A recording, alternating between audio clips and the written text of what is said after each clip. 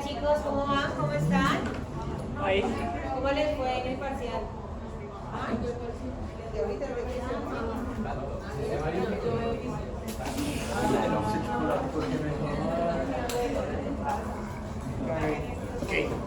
Listo, jóvenes.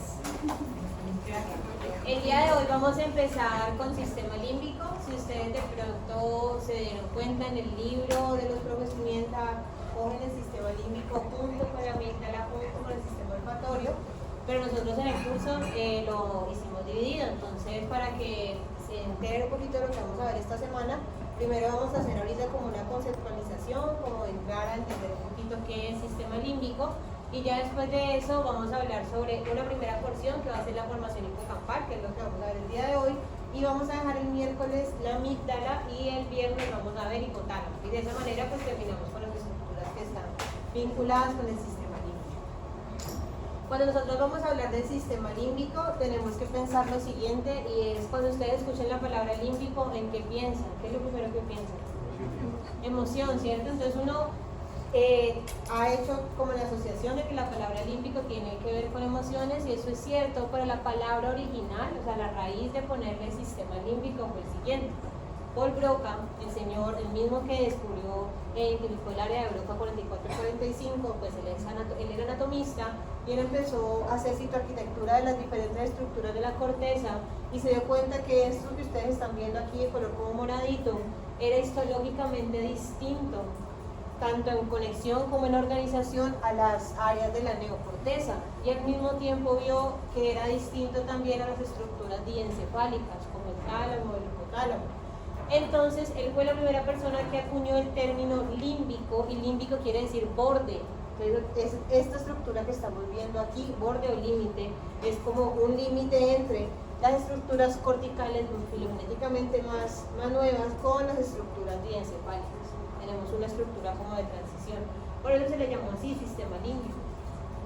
En ese entonces Paul Broca pensaba que esta estructura, que era el sistema límbico, solo recibía información de la parte olfatoria.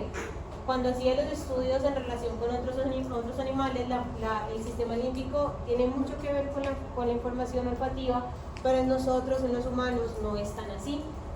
Por eso en algunas partes también se le relaciona el sistema límbico con un tipo de corteza que se llama el rinencéfalo, por eso lo han escuchado. Rinencéfalo quiere decir corteza que recibe información olfatoria, por eso también como la rinitis viene pues de esa palabra.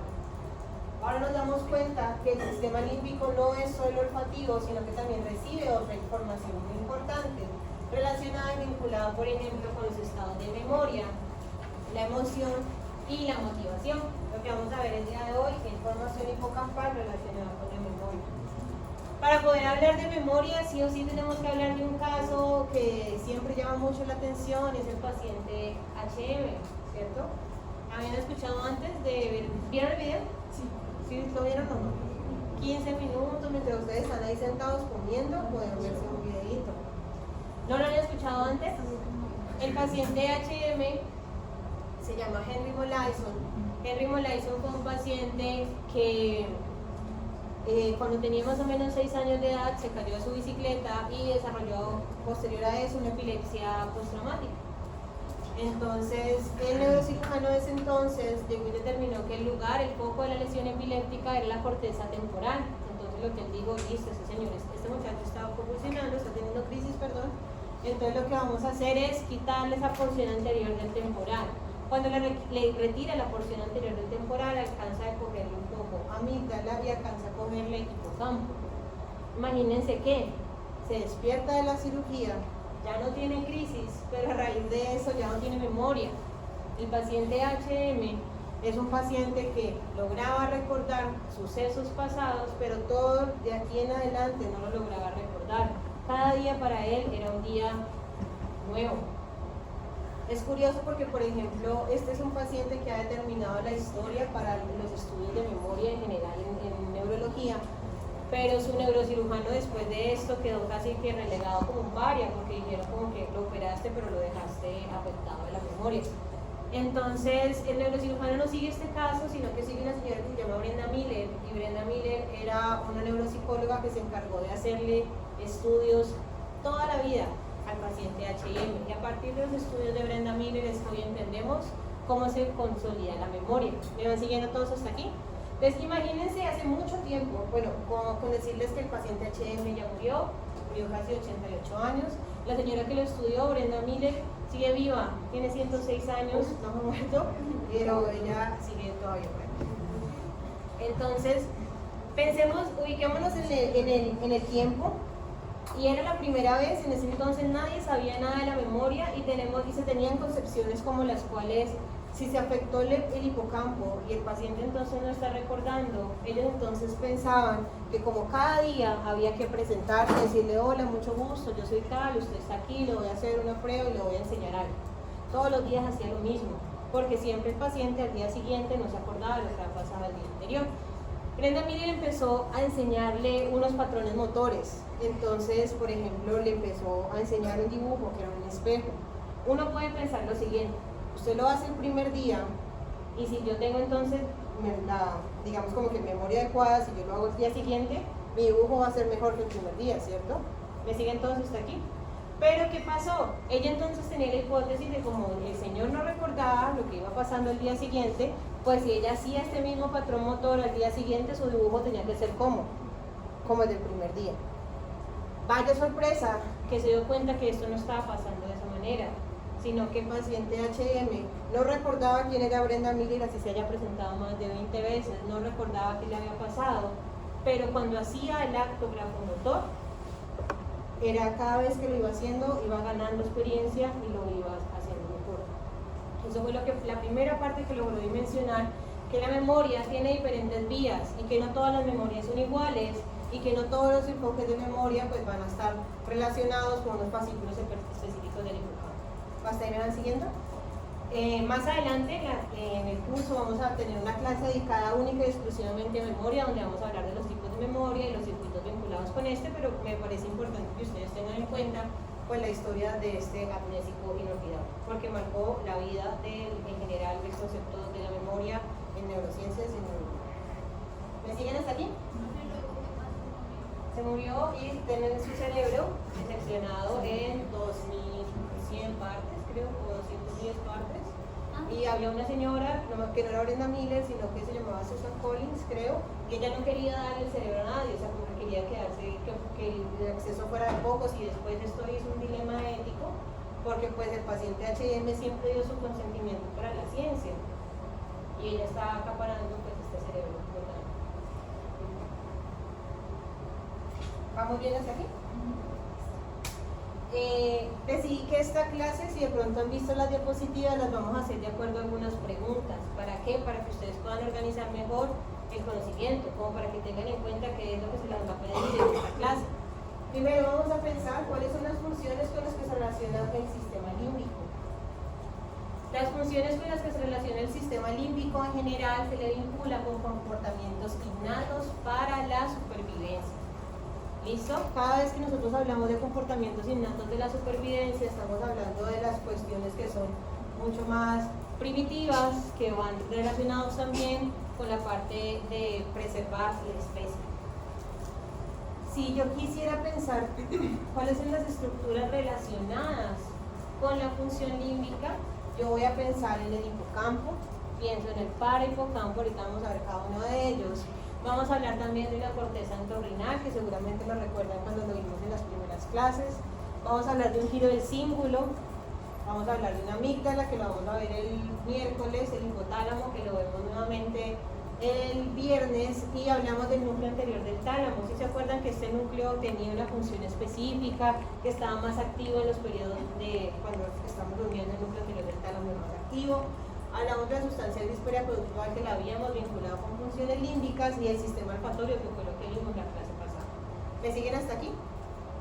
Si yo quiero resumir en general qué es lo que hace el sistema límbico, yo puedo recordarlo con esta mnemotecnia de ICECOM. Entonces lo primero sería, está relacionado con la homeostasis, es decir, el control visomotor, y lo voy a relacionar con qué estructura, con el hipotálamo. Después voy a recordar que el sistema límbico también está mediado por, o tiene como función el olfato, y lo voy a relacionar, por ejemplo, con estructuras relacionadas con el olfato, como el tubérculo olfatorio. memoria, cuando hablamos específicamente de la formación hipocampal y específicamente el inicio o especialmente la formación de nuevos recuerdos, lo que viene siendo la memoria a corto plazo, que se puede en algunos puntos. Y vamos a hablar también de emoción relacionada muy cerca con una estructura que es la amígdala. Importante que ustedes vean en esta parte de acá, y es que las estructuras vinculadas en el sistema límbico tienen conexiones bidireccionales entre ellas. Es decir, tanto la formación hipocampal con el tálamo, con los núcleos de la base, por ejemplo, con lo que tiene que ver con el tallo cerebral, específicamente con estructuras que me van a llevar neurotransmisores como serotonina, como noradrenalina, entre otros. Importante de esto es que yo quiero que ustedes vean que el sistema límbico no es aislado y que el sistema límbico no solo está relacionado con emoción, sino que también, y con contextos de supervivencia, sino que también el sistema límbico no es una estructura única, sino que es una red de conexiones que me permite comunicarme con otras estructuras cerebrales. Aquí yo quiero resaltar el papel que tiene el sistema límbico, el córtex límbico, cuando lleva sus proyecciones hacia las neocortezas. Y esto es lo que explica, por ejemplo, porque muchas de mis acciones que tienen que ver con procesos de planeación o planificación pueden también verse influenciados por el componente límbico o emocional. ¿Me siguen hasta aquí? Okay. ¿Cuáles son las estructuras comúnmente asociadas en el sistema límbico? Entonces ya habíamos hablado como primera parte el hipocampo, que es esa estructura que ustedes están viendo aquí en color rojo, que es una estructura que se encuentra en la profundidad del lóbulo temporal, y adicionalmente voy a también a mencionar el cortex o la corteza entorrinal, que es lo que ustedes están viendo ahí en la azulita.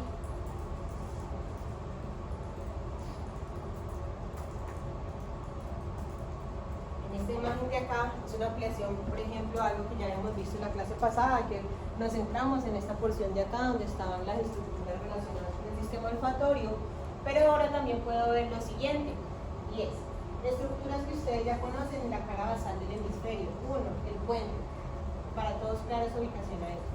Tengo también los cuerpos mamilares partícipes en un circuito que va a ser el circuito de Papez, que vamos a volver a ver el día de hoy. Miren entonces también la relación o la cercanía con el diafragma óptico, y en esta parte de acá tengo esta estructura que ustedes están viendo aquí, que es el surco colateral, que si lo recuerdan, el surco colateral es ese surco largo que viene entre el temporal y el occipital. En la parte más mediana voy a encontrar esta porción de acá, en relación, en la clase que vimos de anatomía, de topografía externa de los hemisferios, ustedes llamaban a esa porción el uncus, ¿se acuerdan? Si yo voy a hacer un poco más precisa en mi información, voy a encontrar otro tipo de estructuras, como por ejemplo la corteza perirrinal. Acuérdense lo que les estaba mencionando ahorita, que la palabra rinal hace referencia con las cortezas que procesan información olfatoria. Tengo esta parte de acá que es la corteza parahipocampal en relación con este giro, que ustedes recuerdan que nosotros ya habíamos mencionado, que le decíamos el giro parahipocampal. Aquí me encuentro la corteza entorrinal, y en esta parte de acá tengo el giro, tengo la parte del giro angular y el giro semicircular. Muy bien. Retomando un poquito una pregunta que me hicieron la clase pasada, que era como que ¿dónde es que queda la corteza piriforme? ¿Cuál es la corteza entorrinal? Porque en última yo casi siempre les estoy mostrando sobre el giro parahipocampal y no queda muy claro cuál es cuál. Entonces, en este gráfico ustedes pueden observar todo lo que se está viendo ahí en color gris, hace parte del giro parahipocampal, y lo que vemos acá en color rojito es lo que corresponde a la corteza piriforme. Recordemos que la corteza piriforme también recibe información olfatoria, y esto que ustedes están viendo en color verde corresponde a la corteza entorrinal, que es un punto importante para enviar información hacia el hipocampo, que es lo que vamos a ver ahora. ¿Me siguen hasta acá? Listo. Ustedes ya conocen esto. ¿Qué corte es este? ¿Qué tipo de corte es este? Coronal. Muy bien. Si yo estoy viendo entonces un corte coronal, este espacio o hueco que estoy viendo aquí, ¿qué es? El ventrículo lateral, cuerno temporal. Y entonces ustedes deben recordar lo que también hablábamos antes, y y es que ese ventrículo lateral en su cuerpo temporal tiene como límites el piso y el borde lateral del mismo es el hipocampo, que es ese que ustedes están viendo aquí. Esta estructura que se enrolla y que parece a veces como si fuera un cisne o un patito. ¿Sí lo ven ahí? Ok. Estructuras que ustedes conocen ya. Tengo el giro temporal inferior, tengo el surco temporal inferior, tengo la corteza entorrinal que estábamos hablando ahorita, y tengo bien el surco colateral, que lo vemos acá, y una estructura importante que vendría siendo el prosubículo, el parasubículo, el subículo. Después de esto me voy a encontrar aquí enrollado a una porción del hipocampo que se va a llamar el cuerno de Mont, que vendría siendo CA1, CA2, CA3 y CA4 junto con el giro dentado. Cuerno de Mont. Amón. El prosubículo, desde ahí es hipocampo. ¿Cómo? ¿Desde dónde es hipocampo? Ya vamos a hablar de eso, pero tenemos algo que se va a llamar formación hipocampal. De la formación hipocampal tengo el giro dentado, al cuerno de Amón y al subículo. El subículo se va a subdividir en prosubículo y parasubículo. Todos ellos juntos, formación hipocampal. ¿Hasta aquí me siguen? Ok. Miren que acá también me encuentro este que viene siendo la fisura hipocampal y que está delimitando en cierta medida la porción de la cabeza del cuerno de Amón en relación con el giro dentado. En esta imagen que ustedes están viendo aquí pueden ver y observar la realidad del hipocampo. Como les mencionaba, él está metido dentro del lóbulo temporal, y al estar metido dentro del lóbulo temporal es una corteza que se envuelve. Como es una corteza que se envuelve, ustedes ven hacia acá, hacia la parte anterior, estaría la parte del polo temporal, que es la porción más anterior. Si ustedes recuerdan la ubicación anatómica, teníamos que si este es el hipocampo, delante de él, ¿quién va a estar? La amígdala, que la estamos viendo acá. Ese hipocampo, para que ustedes lo puedan ver ahí, tiene una cabeza que está relacionada con el cuerno de Amón. Ahorita vamos a ver qué significa el cuerno de Amón. Tenemos un cuerpo y una cola relacionadas con la fibra que va a salir, que viene siendo ese subículo que tú estabas preguntando ahorita, y después de eso ese subículo va a formar la fibra que saca la información del hipocampo, que es el córnix, que ustedes lo están viendo acá. Circuito de papel. El circuito de papel. Es como si yo estuviera, este es el hemisferio derecho y este es el hemisferio izquierdo. ¿Listo? Lo que yo he hecho es que tengo aquí mi cara medial y lo que hice fue quitar gran parte del temporal para poder encontrar el hipocampo. El hipocampo está metido del lóbulo temporal. Para que tú lo puedas ver, yo tuve que quitar estructuras aledañas del lóbulo temporal para poderlo ver, porque él está metidito dentro del lóbulo. ¿Listo? Esto que ustedes están viendo aquí entonces es la parte del córnix, y como estaba mencionando ahorita Daniel, el córnix se comunica hacia la parte anterior por unas estructuras que vemos acá que se llaman los cuerpos mamulares, que anatómicamente están dispuestos cerca de él. Para recordar, el córnix, tenemos un córnix de un lado y tenemos un córnix del otro lado, y ellos entonces se van a comunicar en medio de ellos por medio de una fibra que se va a llamar la fibra comisural del córnix. ¿Me siguen hasta aquí? Ok. Vamos a hablar entonces de la primera estructura del sistema límbico, que va a ser el hipocampo.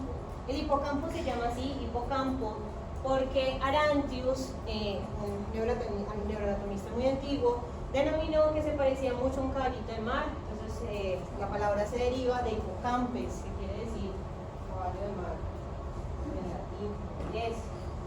¿Cómo es eso de que se parece a un caballito de mar? Es esta estructura que ustedes están viendo aquí. Tiene entonces una cola que viene siendo parte de ese córnix con ese subículo, tiene un cuerpo y tiene una cabeza, que es lo del cuerno de Amón que les estaba mencionando ahorita, y se parece mucho entonces a un caballito de mar. ¿Me siguen hasta acá? Okay. Cuando yo hablo del hipocampo en general, todo el hipocampo, este hipocampo se va a dividir en partes. Tengo un prehipocampo, un hipocampo dorsal y específicamente la formación hipocampal. ¿Me van siguiendo hasta aquí? Listo. Esta primera porción del prehipocampo es la estructura que se encuentra entre el córnix, que se encuentra entre el subículo y la parte entre el subículo y la parte del fornis. Esa primera porción ahí, a esa le vamos a llamar prehipocampo, que está muy relacionado con la información que va a ingresar al sistema. Después viene una porción que se llama el hipocampo dorsal, que no está muy desarrollada en los humanos. El hipocampo dorsal se estudia más que todo en otras especies no humanas, como por ejemplo otro tipo de mamíferos o otro tipo de mamíferos o primates, y este hipocampo dorsal en nosotros no tiene ninguna función. Nosotros lo que tenemos de hipocampo dorsal es un vestigio evolutivo que se llama el inducium grisáceo. No sé si lo han escuchado por ahí. El inducium grisáceo, sí, no sé cómo se diría. El inducium grisáceo. Es una pequeña fibra que, como su nombre lo dice, se ubica en la parte dorsal del hipocampo y se ubica rebordeando la parte del cuerpo calloso. Por eso les digo que en nosotros como especie, en los humanos, no tiene ningún tipo de función relacionada con la memoria. Solo tenemos ese pequeño vestigio que es una fibra. Sigo. Cuando voy a hablar de la formación hipocampal, ahora sí, la formación hipocampal específicamente es lo que nosotros vamos a ver el día de hoy, que está relacionada en general con el hipocampo. ¿Cuáles son las partes de la formación hipocampal? Tengo primero el giro dentado, voy a tener el cuerno de Amón y después voy a tener al subículo. Esos tres van a ser parte de la formación hipocampal, que está pues bien descrita en el humano. ¿Me siguen todos hasta acá? Este hipocampo tiene como característica que es una estructura altamente excitable. Es altamente excitable porque tiene una gran cantidad de neuronas piramidales glutamatérgicas. Por eso es que el hipocampo también ha estado relacionado con aspectos patológicos como por ejemplo la epilepsia, como por ejemplo la esclerosis del lóbulo temporal. En cuanto a las funciones en generales del hipocampo, está relacionado con algo que se llama, que de pronto seguramente todos ustedes lo han escuchado, y es hipocampo relacionado con la memoria a corto plazo, ¿cierto? Alguna vez lo dijimos en la primera parte del curso. Pues resulta que esto no es solo memoria a corto plazo, para que dejemos de pensar que el hipocampo funciona como una grabadora. Él no solo guarda información, sino que el hipocampo, por la conectividad que tiene, también va a estar relacionado con el aprendizaje y con la orientación espacial, y algo muy importante que es la lectura del contexto. Por ejemplo, si yo llego acá al salón de clase, yo no voy a venir acá en shorts, ¿cierto? Y tampoco voy a venir, bueno, de pronto no es que yo no uso otra cosa, pero pensemos como que yo no voy a venir de pronto en un estilo de ropa que no vaya de acuerdo al contexto en el que nosotros estemos. Esa lectura del contexto es la que me permite el hipocampo. El hipocampo observa lo que está pasando alrededor, me dice, estás en un salón de clase, son unos estudiantes, tu comportamiento debe ser de X o Y manera. ¿Me siguen hasta aquí? Por ejemplo, otra idea que decía ahorita en la clase de 2 a 4. Yo les estaba mencionando, la primera vez que yo llegué a este salón, lo primero que yo hice fue observar que es un salón grande que tiene alrededor de 45 mesas o sillitas. Si yo veo esto, mi comportamiento, ¿cuál debe ser? Mi tono de voz debe ser un poco más alto. Si yo, o los que han tenido la oportunidad de verme en la clase de 6 a 8, en la clase de 6 a 8 yo no hablo tan duro, porque como solo tengo 6 estudiantes acá adelante y tengo también un salón mucho más pequeño, pues mi tono de voz debe ser un poco más bajo. Lectura del contexto. El hipocampo, aparte de parecerse a un caballito de mar, a mí me gusta también pensar que se parece a un brazo de reina. ¿Alguna vez han visto brazos de reina? ¿Han ido a la panadería? Esos que son como, que uno alcanza a ver como los floritos. Más o menos se parece así, y alcanzamos a ver que es una corteza que viene estando enrollada, una cosa muy parecida. Vamos entonces a empezar a hablar de la citoarquitectura de cada una de las estructuras que compone al hipocampo. ¿Pregunta? Ok, miremos muy bien esto. Yo tengo en estas imágenes de acá, imágenes que corresponden a hipocampos humanos específicamente. Ustedes acá están viendo, si ven mi flechita, cómo se ve esta corteza que se está metiendo entre ellas. Esa corteza que se enrosca se va a llamar hipocampo. Ese hipocampo entonces tiene varias porciones, como ya hemos mencionado ahorita. Hilo dentado y todo esto que corresponde al cuerno de Amón. Por eso las siglas que ustedes están viendo ahí dice CA, cuerno de Amón. Yo quiero que ustedes vean esta parte de acá para que después no se me pierdan, y es que la estructura que nosotros estamos viendo es como si estuviéramos viendo esta corteza acá, pero como ella se mete, entonces yo voy a ver su disposición de manera distinta. ¿Listo? Que es lo que vamos a aprender a identificar en este momento. Voy a empezar. Vamos a empezar con el giro dentado, que es el punto de entrada, o si lo queremos llamar de otra manera, la puerta que ingresa la información que viene de la periferia. Se llama giro dentado, es esta estructura que ustedes están viendo aquí, porque de acuerdo a su tinción histológica, esas células que ustedes están viendo ahí, que se llaman células granulares, dan la apariencia como si fueran pequeños dientecitos, por eso se llama giro dentado. ¿Me siguen hasta acá? Muy bien, entonces yo tengo que pensar lo siguiente. Si yo estoy viendo hipocampo, y en algún momento también dijimos que el hipocampo era una arquicorteza, ¿cuántas láminas debe tener una arquicorteza? 3. Muy bien. Entonces esas son las láminas que voy a poder encontrarme en este giro dentado. Como me estoy encontrando 3 láminas, las voy a nombrar desde la parte más superficial hacia la parte más profunda. La más superficial viene siendo la capa molecular. Como todas las capas moleculares se llama así porque tiene baja densidad de somas y adicionalmente está, tiene predominantemente dendritas de las células granulares que ustedes están viendo aquí. ¿Me van siguiendo hasta aquí? Ok. La segunda capa se va a llamar la capa de células granulares, donde van a estar esas pequeñas células que parecen gránulos. Y después tengo la última capa que se va a llamar la capa polimórfica o plexiforme, que quiere decir que tiene diferentes formas, como lo que veíamos en corteza. ¿Me siguen todos hasta acá? Listo. Pensemos lo siguiente, y ustedes me van a ayudar en esto. Las células granulares que estamos viendo en el giro dentado son células excitatorias. Dijimos que el giro dentado es el que recibe la información de la periferia. Quien le envía la información al giro dentado es la corteza entorrinal. ¿Listo? Entonces, pregunta para ustedes. Si yo estoy recibiendo información, ¿dónde recibo información? ¿En dendrita, en soma o en axones predominantemente? En dendritas. Entonces, en la capa molecular se van a recibir las aferencias provenientes ¿de dónde? De la corteza entorrinal. Específicamente de las láminas 2 y 3 de la corteza entorrinal. ¿Me siguen hasta acá? Ok. Entonces se recibe la información que viene de la periferia, las células granulares reciben esa información, ellas son excitatorias, y entonces finalmente si yo recibo la información, después ¿qué tengo que hacer con esa información? Enviarla, sacarla, ¿cierto? Y la voy a sacar por medio de los axones de las células granulares. El axón de las células granulares va a formar una fibra que se va a llamar la fibra musgosa o fibra de Mossi. Cualquiera de los dos nombres es permitido. Y esta fibra musgosa o fibra de Mossi se va a ir a comunicar con CA3. ¿Listo? Giro dentado recibe y después la proyecta a CA3, que es una porción del cuerno de Amón. ¿Me siguen ustedes hasta acá? Bueno. Viene algo importante también que no hemos mencionado, y es que en estas capas del giro dentado y también en capas del cuerno de Amón voy a encontrar con interneuronas. Las interneuronas, ¿qué tipo de neurotransmisor iban a expresar predominantemente? GABA, listo, para todos es claro. ¿Dónde voy a tener esas interneuronas? Tanto en la capa molecular como en la capa polimórfica plexiforme.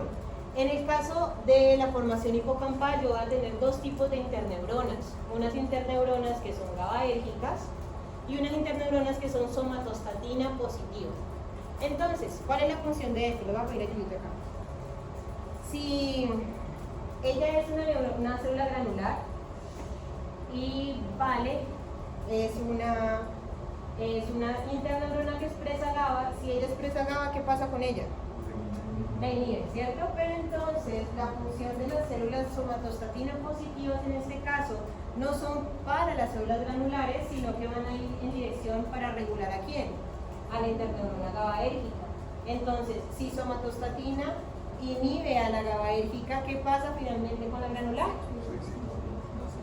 No se inhibe, y si no se inhibe, pues excitación. Exacto. Por eso es constantemente excitado, es muy excitable. Y no solo por eso, ya vamos a ver por qué también porque es excitable por todos los puntos donde uno lo puede ver. Esto entonces me permite a mí entender lo siguiente. Primero, el giro dentado va a estar relacionado en la codificación de nuevas memorias porque es el punto de entrada de la información. Segundo, también me va a ayudar a regular la información que está entrando. O sea, directamente ahí en el giro dentado yo regulo esa información por medio de las interneuronas GABAérgicas y somatostatina positivas que tengo. Adicionalmente, el giro dentado también está relacionado con una función que se llama discriminación de patrones. Discriminación de patrones como por ejemplo, cuando yo estoy encontrándome en una imagen y debo encontrar las diferencias de una y de otra. ¿Logran ver ahí aún unita al menos? Sí. ¿Dónde?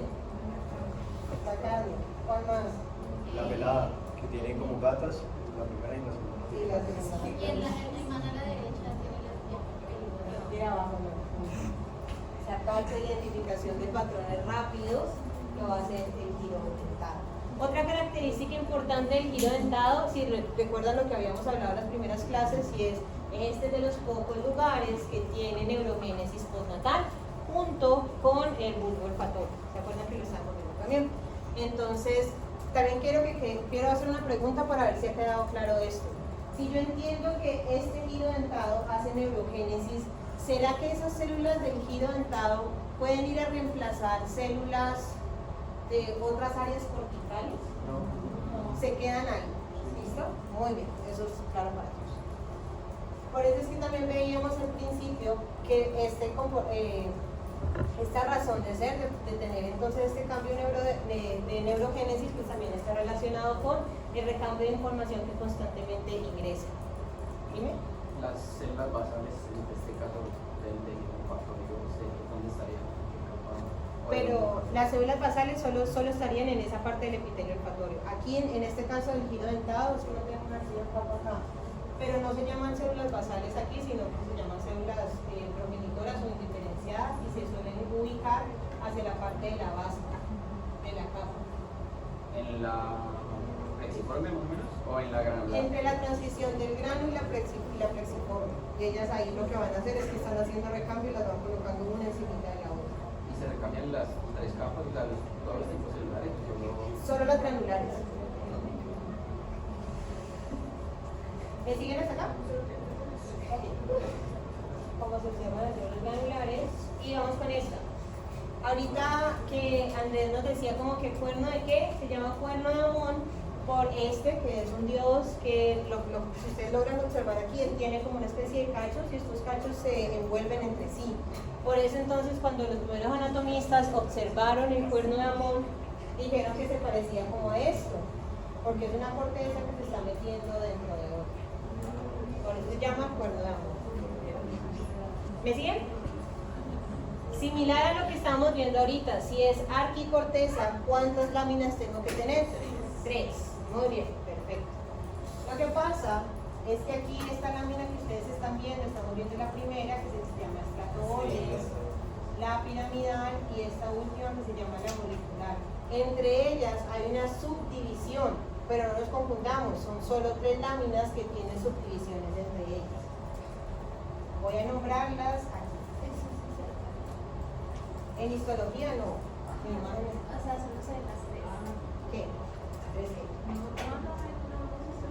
No, histología de esto.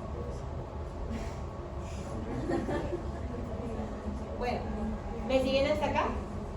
Voy a tratar de ir desde la capa que se ve más hacia la otra para que podamos identificar cuáles son sus porciones. Voy a empezar por la capa de la mitad, que es esta, que es la capa piramidal. Se llama capa piramidal porque tiene las neuronas piramidales. Entonces miren que aquí yo estoy viendo que tengo un giro dentado con células granulares que son excitatorias, un cuerno de Amón que tiene células piramidales que son excitatorias. Eso también va aumentando la excitabilidad del tejido. Miren entonces lo siguiente, si esta es una neurona piramidal, estas células que ustedes están viendo acá a los lados, ¿cómo se llaman? Perdón, estas fibras que están al lado, ¿cómo se llaman? Perdón. ¿Dendritas qué? Basales. Entonces eso quiere decir que en esta porción, en esta capa de acá abajo, el estrato oriens, específicamente en el oriens, yo voy a encontrarme las dendritas basales de las células piramidales. Eso es otra capa. No, Es la Pero es otra capa más. no, yo tengo arriba molecular, después piramidal, porque aquí hay pirámides.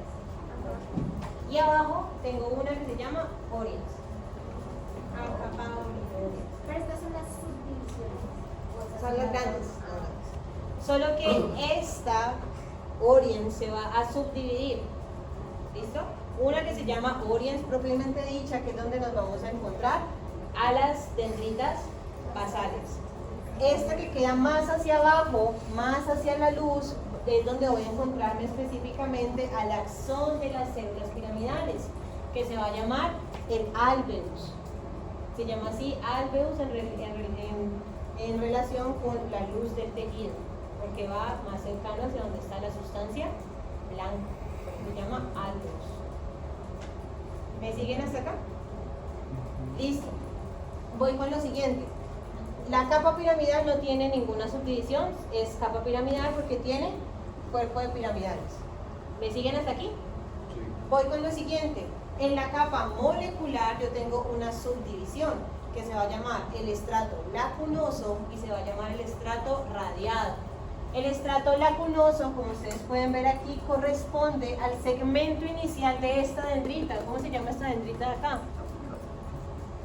Si esta se llama basal, esta se llama apical. Entonces, en el estrato lacunoso me encuentro predominantemente el segmento proximal de la dendrita apical.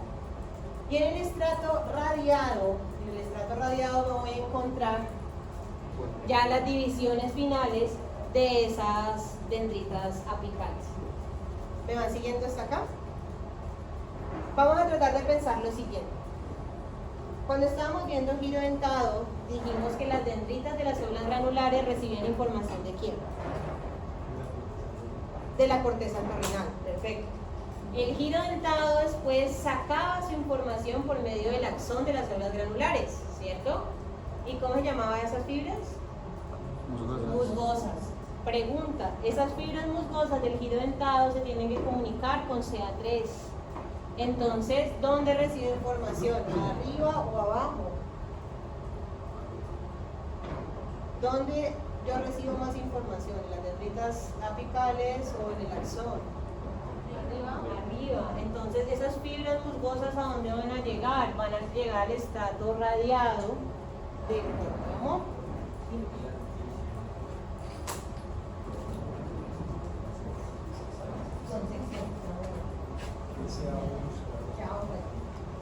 Solo quería que vieran la histología primero y después vamos con las partes. ¿La capa molecular tiene 3 o solamente radial y lacunosa? ¿O también molecular radial? También molecular, que es la parte más arribita. ¿Y Las subdivisiones las musgosas llegarían al molecular o al radial? a radial. ¿Me siguen? Profe, Señor. ¿el alveus es subdivisión de Oriens? ¿Cómo? El El alveus. alveus es subdivisión de Oriens. ¿Me siguen? Ok.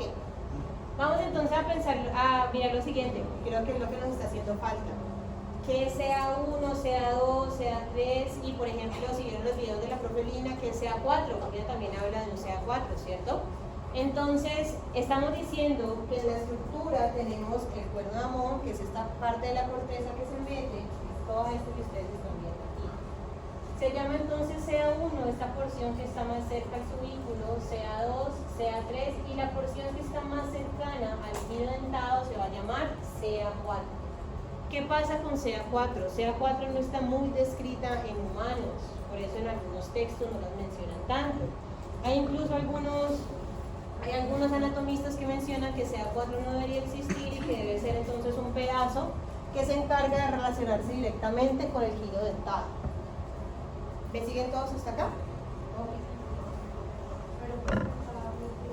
Cada una tiene, cada una tiene entonces esta organización, lo vamos a averiguar en todas las porciones, solo que cambia de acuerdo a la orientación en donde nos estemos ubicando.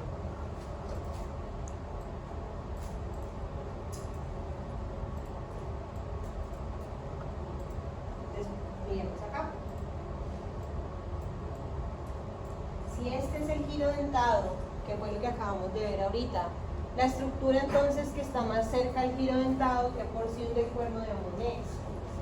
Sea 4. Listo, muy bien. Acá entonces estamos viendo que la sección que queda un poquito más separada vendría siendo ¿cuál? Sea 3. ¿Me siguen todos hasta aquí? Muy bien. Ahora lo que yo quiero que ustedes observen es lo siguiente. Como esta corteza se está metiendo y se está enrollando, la orientación y la ubicación de las piramidales va a cambiar. Por eso hice un dibujito acá. Eso que ustedes ven es una célula piramidal. Esta parte de acá viene siendo el axón. ¿Listo? Lo voy a poner aquí. Si yo pongo mi piramidal acá, les pregunto a ustedes, ¿dónde está el estrato oriens? ¿Arriba o abajo? Abajo, porque dijimos que en el estrato oriens estaban ¿quiénes? Las dendritas basales. Si les pregunto por el alveus, ¿dónde está el alveus? Abajo, porque dijimos que en el alveus se encontraba ¿quién? El axón. ¿Me van siguiendo todos hasta aquí? Listo. Entonces, si estrato oriens y alveus quedan acá, hacia arriba, ¿quién queda? La capa molecular, que estaría en su subdivisión de lacunar y radial. ¿Me siguen todos hasta aquí? Necesito una manito que me ayude acá. ¿Quién me ayuda a sostener algo aquí? Gracias. Entonces tienes que agacharte porque no me toca el lado. Ven acá. Miren que si la corteza se empieza a plegar, ¿qué empieza a pasar con la piramidal? Se voltea. Ahora les pregunto a ustedes, si mi piramidal se ha volteado, ¿dónde queda el estrato oriens? Ahora, hacia acá. Y hacia acá también tengo ¿a quién? Al alveus. Y entonces, ¿hacia acá quién tendría? Al radiato y al lacunar. ¿Me siguen hasta acá? ¿Me ayudas acá también?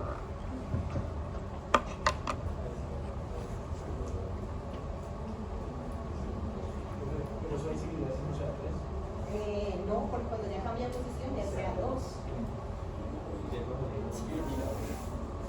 Les toca reorganizarse. Esos.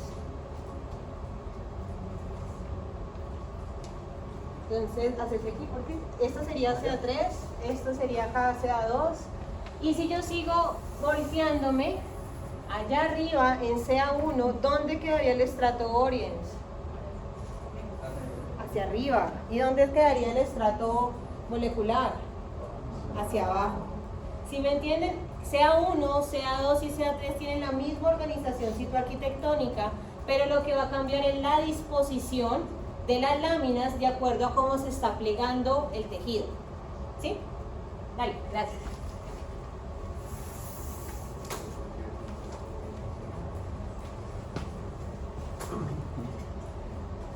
En ese orden de ideas, ¿cómo? ¿Qué es medial y qué es lateral?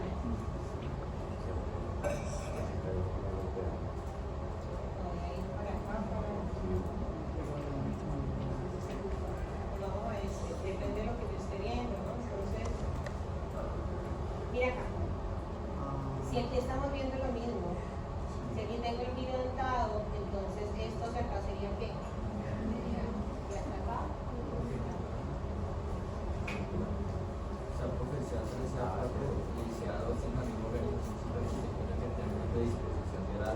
Sí, lo que cambia es la ubicación de las láminas dependiendo del punto donde esté. Ok, pero la que cambia la ubicación sí creo que cambia ya sea uno. Y CA2 también, porque CA2 queda así de lado. Ok. sea, C3 y C4.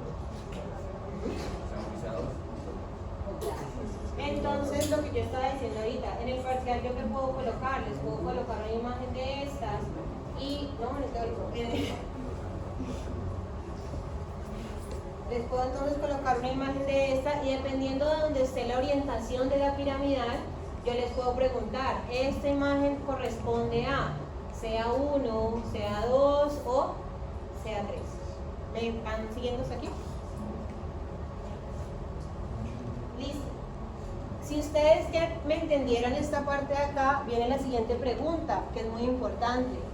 Esta partecita de acá. Si este es el giro dentado hacia qué parte va a estar orientadas las células, la lámina flexiforme del giro dentado, que vendría siendo donde están los axones.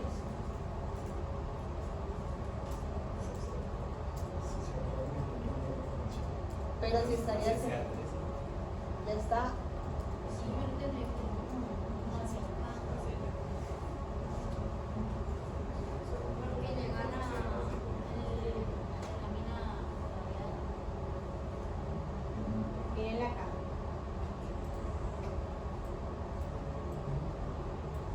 Esta es mi giro dentado, mi capa molecular, mi capa granular y mi capa flexiforme. Mi flexiforme es la que va hacia la salida. Entonces, como esta va hacia la salida, la capa tiene que ir en dirección hacia conectarse con CA3. ¿Quedó claro o no? Está chueca como CA2, está bloqueada. Entonces tengo esta acá y es como si yo aquí tuviera hacia acá la molecular, hacia acá la capa granular y hacia acá la capa flexiforme, que es la que va a enviar las fibras musgosas. Y las fibras musgosas, ¿con cuál se va a conectar? Con las dendritas basales, no, con las dendritas apicales ¿de quién? De las piramidales de CA3, porque hemos dicho que el giro dentado se comunicaba con CA3. CA3 se comunica después con CA2 y CA2 se comunica después ¿con quién? Con CA1. Y CA1 por último se comunica con el subhijo. Dime, Cris. No, es que era una cosa más de orientación, porque la imagen está en el opuesto a lo que es anatómicamente. Ajá. Entonces, si preguntaras las capas, CA1 en realidad está al revés de lo que está ahí. ¿Por qué? Pues porque, digamos, en posición anatómica, eso sí cambiaría, que es como venían las otras imágenes, y la capa Oriens en CA1 estaría inferior. Oriens siempre va a estar hacia donde está la base de la pirámide. Ajá.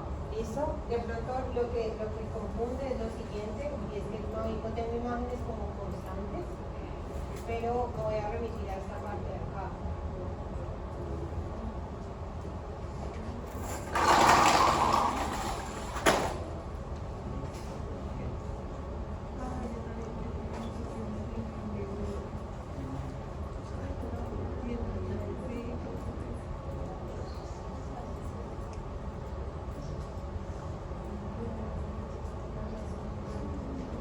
¿Listo?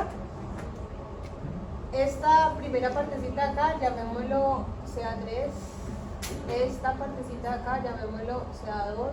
Y esta parte de acá, llamémoslo CA1. ¿Listo? Entonces, por eso yo les mencionaba que en CA3 las pirámides están ubicadas normal. Hacia arriba queda lo molecular y hacia abajo queda Oriens. Ya después ella, como va cambiando de posición, estas se van a hacer de lado. Entonces hacia acá quedaría Oriens y hacia acá quedaría Alveus. Y estas después quedan invertidas. Oriens inferior. Ajá. ¿Sí era eso lo que estás diciendo? Sí, sino que iba en el parcial, por ejemplo, si Oriens está inferior en esa imagen en la que hicimos todo el No, yo igual tengo que mostrarles, por ejemplo, en el parcial siempre la ubicación de la piramidal para que sepan cuál es la ubicación. O sea, hacia arriba, hacia donde está la apical, sería molecular, y hacia abajo, donde están las fibras, las basales. ¿Va a haber algún laboratorio De esto no. O sea, toca la de Dios? Al ojo, ¿Aló? sí.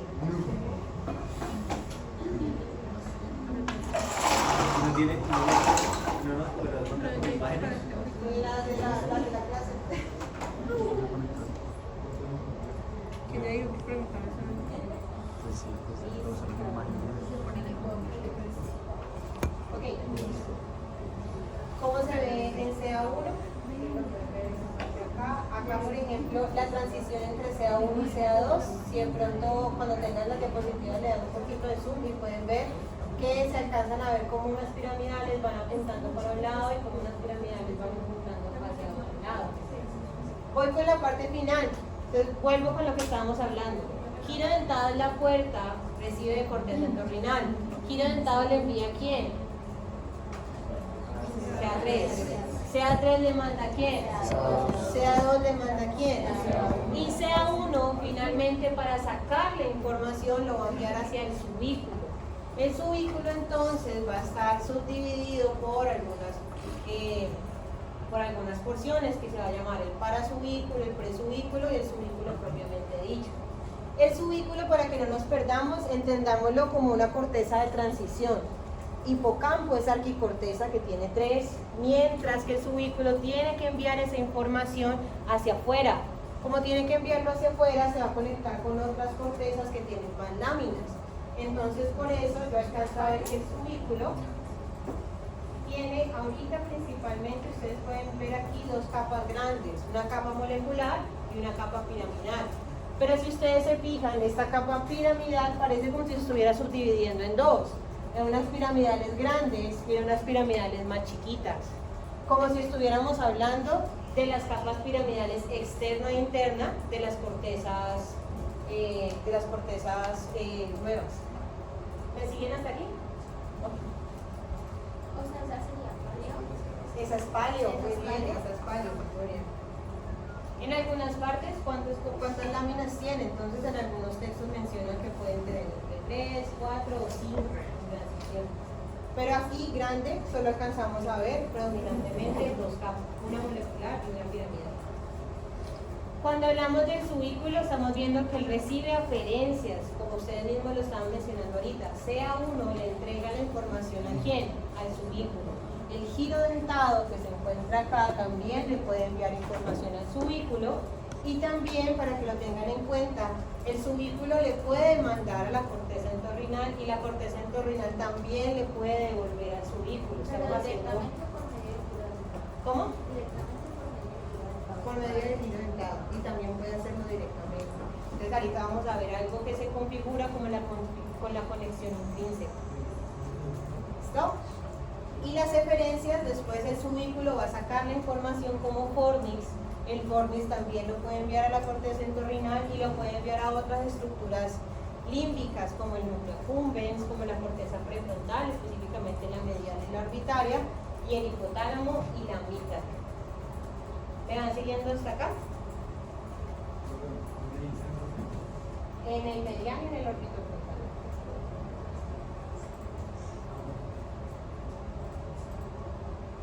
Listo. Una vez entendido cómo se organizaban la laminación, tenemos ahora que entender esto de la conexión intrínseca.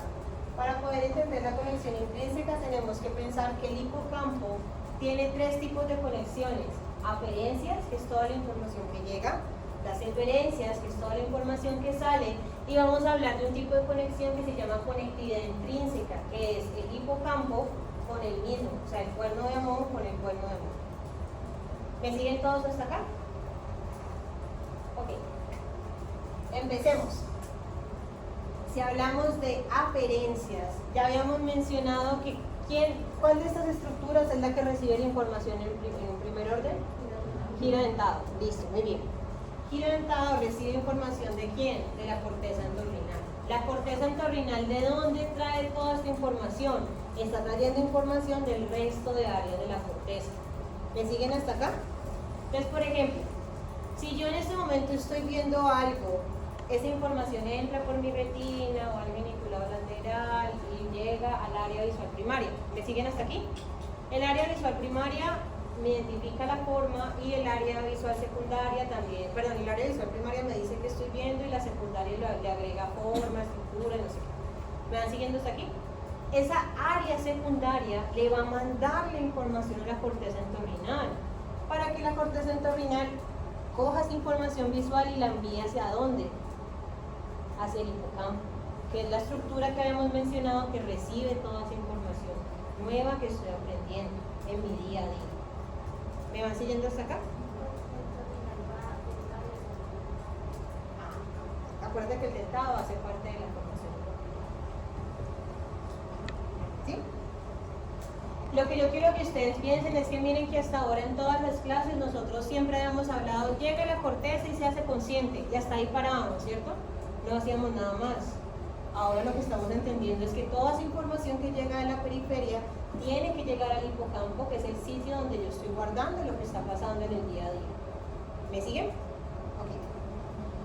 Entonces, La corteza entorrinal va a enviar la información al giro dentado por medio de un fascículo que se va a llamar el fascículo angular. El fascículo angular a su vez se divide en dos, en una vía perforante y en una vía alvear. La diferencia de las dos es que la vía perforante es la que va a llevar predominantemente la información de todos los órganos de los sentidos que hacen relevo en el tálamo. ¿Cuáles serían esos? ¿Cuáles serían los órganos de los sentidos que hacen relevo en el tálamo?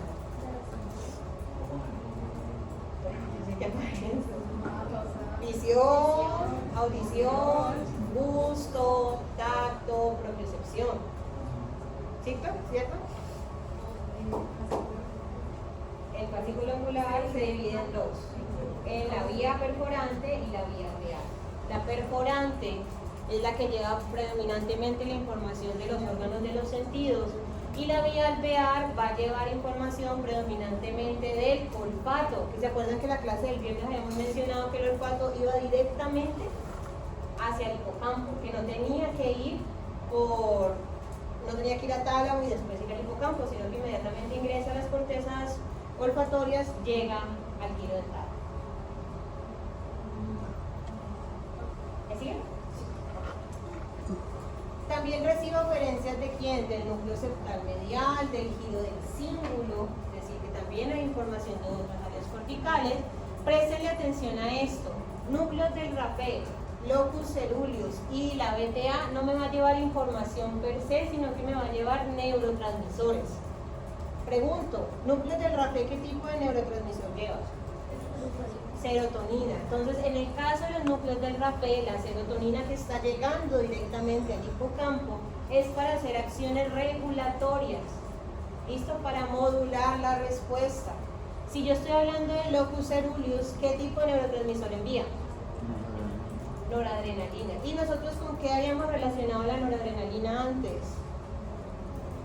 Con atención, ¿cierto? Entonces, esto es lo que explica, muchachos, por ejemplo, por qué cuando yo estoy aprendiendo algo y a mí me llama la atención, es decir, que tengo más noradrenalina llegando a mi hipocampo, ¿cómo va a ser mi proceso de aprendizaje? ¿Mejor o peor?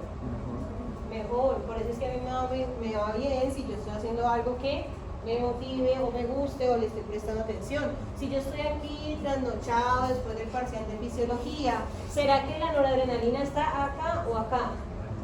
Bajita. ¿Y será probablemente que lo que yo estoy diciendo hoy se les va a quedar a ustedes en el cerebro? Tal vez no, ¿cierto? A no ser de que yo haga aquí algo así desbordante y se les quede para siempre en la cabeza. ¿Qué hace la BTA? ¿Qué me envía la BTA? Dopamina.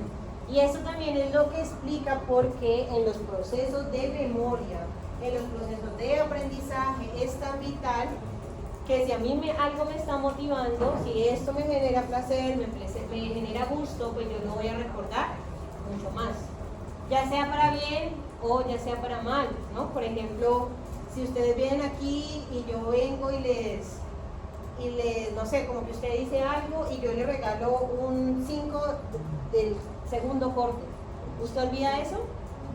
Porque usted se siente feliz, ¿cierto? Increíble, salvó la materia. Pero ¿qué pasa si yo llego y lo saco al frente y lo ridiculizo? ¿Lo va a olvidar usted? Amor, tampoco más. Amor. Se me enredan las palabras. Amor. Bueno, corteza piriforme tiene información olfatoria y bueno, y la amígdala, que es lo que vamos a ver el miércoles, también tiene información. ¿Vamos bien hasta ahí? Ay, no, porque no recuerdo si ves con seguridad en caso. Me acordé de la película. A mí también me gusta mucho como si fuera la primera vez. E incluso si se han visto la película, el médico muestra la resonancia y muestra el lóbulo temporal y dice aquí fue la lesión. Sí, como si fuera la primera vez. Adam Sandler. Muy linda. Ok. Ahorita lo que vamos a hablar es la conectividad intrínseca, que yo les decía que los sectores del giro dentado se comunican, perdón, del cuerno Amón se comunican entre sí. Necesito dos personitas acá, me puedan colaborar. No está Alicia y Alicia tiene una mano mala, no vamos a hacer que venga hasta acá. Muy bien, listo, quedamos acá. Imaginemos que ella es CA3. ¿Vamos todos bien que es CA3? Listo. Si ella es CA3, ¿de quién está recibiendo información ella? De entrada. CA3 se va a comunicar con CA2 y CA2 se va a comunicar con CA1. Muy bien, entonces aquí yo voy a hacer esta pasita. Ella se comunica con esta por medio del axón, ¿cierto? Una neurona piramidal, le envía por medio de ese axón hacia las dendritas de la piramidal de CA1. ¿Me siguen todos hasta acá? Listo. Ese es un tipo de conectividad. A esta parte que yo me estoy conectando entre un sector y otro, y cuando devuelvo la información le voy a llamar colateral de Chapel. A eso es lo que, digamos, es la base de la conectividad intrínseca. La colateral de Chapel es una fibra que ayuda a reforzar la información que está viniendo de un lado a otro. ¿Me siguen todos ustedes hasta acá? Entonces, hagamos el ejemplo. Si yo me conecto de este lado acá con ella, tengo, digamos, como una información que va de un lado, ¿cierto? Si yo refuerzo la información, esta fibra que ustedes están viendo acá es mayor, ¿cierto? ¿Me van siguiendo todos hasta aquí? Esta conectividad intrínseca permite que los varios sectores del cuerno de Amón puedan conectarse entre sí y van a generar algo que se va a llamar la reverberación de la información. ¿Qué es reverberación de la información? Estoy repitiéndola. Si yo repito más las cosas, ¿qué pasa con lo que yo hago? Pues mejor, ¿cierto? Amplifico la señal, por así decirlo. ¿Me van siguiendo hasta acá? Ok. ¿Qué pasa si a CA3 le llega más información de giro dentado? Es decir, yo estoy haciendo algo y lo estoy haciendo de manera repetitiva. ¿Qué pasaría con esta conexión? Se fortalece, exacto. A esto, esta parte de la conectividad intrínseca es lo que permite entender por qué en los procesos de memoria y aprendizaje funciona mucho ¿qué? La repetición. Que pudiese también funcionar mucho, lo que estamos hablando ahorita, el componente motivacional. Entonces, si yo le agrego motivación hablando de dopamina, noradrenalina, ¿qué pasaría entonces también con estas conexiones? Se refuerzan. Que era, por ejemplo, lo que estaba diciendo ahorita Daniel. ¿Por qué es que es tan excitable el hipocampo per se? Porque yo no solo tengo un tipo de conexión de un lado, sino que la refuerzo, es decir, más glutamato en este punto. Por eso es tan susceptible la región del hipocampo para los eventos excitatorios. ¿Me siguen hasta acá? Ok. Esto que ya se está mostrando aquí es un fenómeno que se estudia o se ha estudiado mucho en la parte de memoria que se llama potenciación a largo plazo. ¿Listo? ¿Qué es la potenciación a largo plazo? La potenciación a largo plazo dice que entre yo más aumente, entre yo más fortalezca la conectividad que tengo en mi hipocampo, se van a expresar mayores receptores en esas fibras. ¿Mayores receptores de qué tipo? Mayores receptores tipo AMPA. Entonces, si hay más AMPA, ¿qué pasaría con el sistema? ¿Se acuerdan AMPA? Los receptores de glutamato. Que teníamos receptores ionotróficos y betatróficos, que los ionotróficos eran NMDA, AMPA y carnato.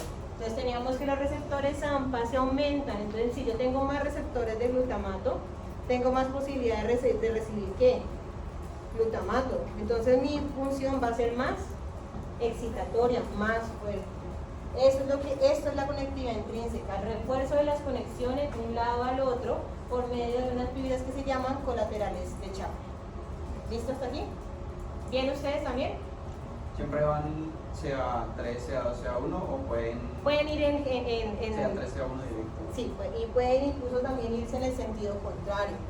Yo no estoy segura, creo que es el libro de los profes Pimienta que dice que solo aparece en una sola vía, CA3, CA2, CA1, pero lo que también se ha reportado es que es una conexión también hacia el lado contrario. Lina lo menciona también en el video, CA3, CA2, CA1, CA1, CA2, CA3, van en ambos lados, en ambas direcciones. ¿Y son axones o dendritas? Entonces, si ella es CA3 y le envía a ella que digamos CA1, ella le envía un axón y quien recibe acá, ¿quién sería? Dendrita. Y si ella es CA1 y le va a devolver a ella le va a devolver por medio de ¿quién? Del axón, porque el axón siempre es el que lleva la información y la dendrita es la que recibe. Entonces sería el axón yendo hacia su vínculo y una rama yendo hacia el plaza reforzado.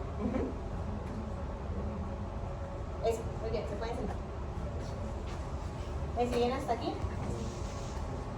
¿Sí o no?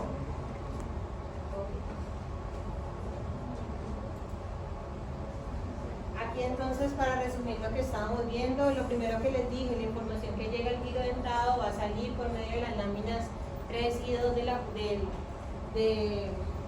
corteza entorrinal, y la información que va a ir de CA1 hacia el subículo que se proyecta hacia la corteza entorrinal va a llegar a las láminas 5, 6. Las eferesias, que viene siendo ese punto de salida, 5, 6 de la corteza entorrinal. Cuando estemos hablando de eferencias, estamos hablando de la vía ya de salida. Entonces, cuando yo ya salgo del subículo, mencionábamos que teníamos ya al fornix. El fornix, como ustedes están viendo ahorita, sale del hipocampo y va a ir en dirección hacia la porción anterior a conectarse con los núcleos, con los cuerpos mamilares. Yo voy a tener dos tipos de información del fornix, unos que se van a llamar poscomisurales y unos que se van a llamar precomisurales. Los poscomisurales son los que van a estar relacionados con el ciclo de Papez, que es el que veíamos de la consolidación de la memoria. Después tengo unas fibras que van a ser precomisurales, que son las que van a ir hacia sectores, por ejemplo, como el área septal, que está relacionado con componentes emocionales, directamente, emocionales en general. Y esto era lo que les estaba mencionando a ustedes, que el fornix se comunicaba entre ellos por medio de una comisura. ¿Quieren descansar un poquitico? Sí. Vale, vamos a descansar.